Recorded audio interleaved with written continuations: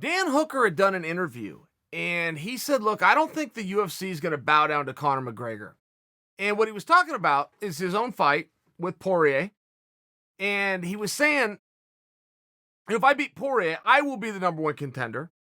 That'll catapult me, and I will take on the winner of Gaethje Khabib. I don't think if Conor comes back, the UFC will bow to his demands and put him in that spot. Now, that is one guy's opinion. I thought that was a very good talking point by Hooker. I don't judge his words or getting that out there or getting his base around that idea. I would only push back in one regard, which is I believe Hooker has the Conor UFC story backwards. Don't forget, Conor stepped away out of a frustration of not being active enough. It's the UFC who wanted Conor to wait for the winner of Gaethje Khabib. Not Conor, who says, I'm going to come back only to take on the winner of Gaethje Khabib. And I only offer that for you because of everybody that's sitting out and everybody that's holding out right now and all these weird things, and they're only cutting off their nose to spite their face. Conor was the one guy where his reasons were really cool. I mean, they were. In all fairness, it was cool that Conor goes, look, I want to fight all the time. I want to fight. I want to be more busy. I'm staying in the gym. It's keeping me disciplined. Anything you heard about me a year ago, you heard about me a year ago. And the reason you're not hearing it now, I'm straight. I'm focused. And I want to stay active. I mean, Conor's reasoning, I didn't like that he did this whole retirement thing. And maybe it turns into a real retirement. Maybe that guy's so darn stubborn, he's going to stick with it. I took it with a grain of salt from the beginning. I've never considered Conor retired. He has not been removed from the USADA pool, by example. But I will tell you, I really liked his reasoning. I thought it was good, solid leadership. Not the act. Not the, okay, well, then I'm taking my ball and go home. I didn't like that part of it, but I did like the rest. I did like that he said, man, I want to be busy.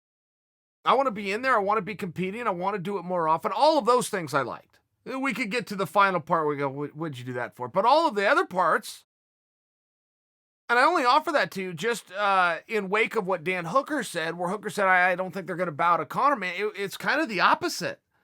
Where Conor's saying, hey, guys, you want me to wait? Got all these other fighters that are saying they're going to wait or saying they need this. I'm not saying any of that stuff. I'm saying give me an opponent, anybody. I'm giving you 2 different weight classes to choose from, including a catch weight, if that's what you want to do. I mean, Conor has only said the word yes.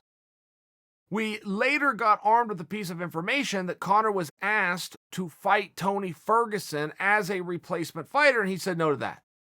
Now, he said no based on some ill-placed logic that it was an insult that he was a replacement fighter. Those were his words. I'm not a replacement fighter. I don't know what in the hell that has to do with that. I never got that in the first place.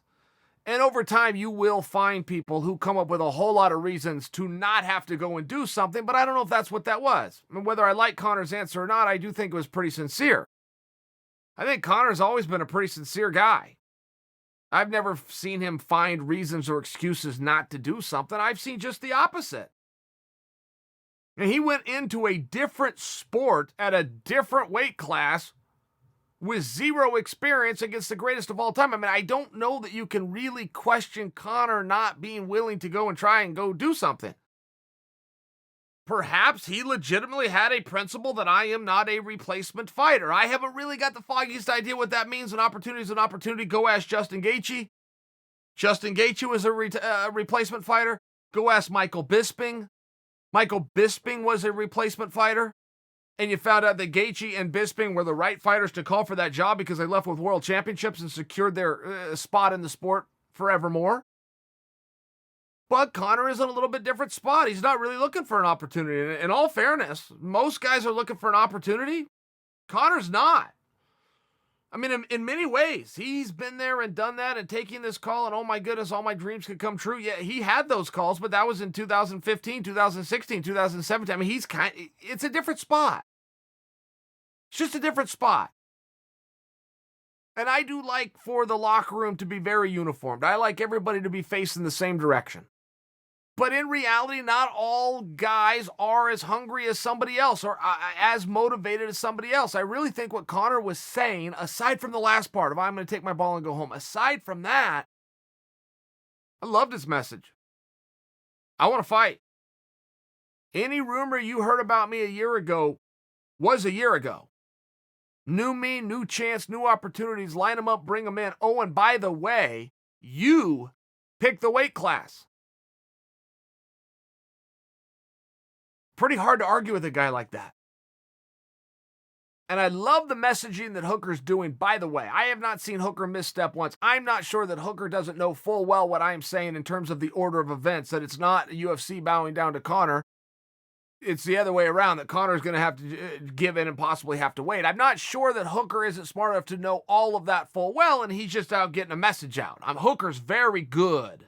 Very, very good at media. Very, very good at what he does. But it did catch my attention, and I thought I'd bring it to your attention.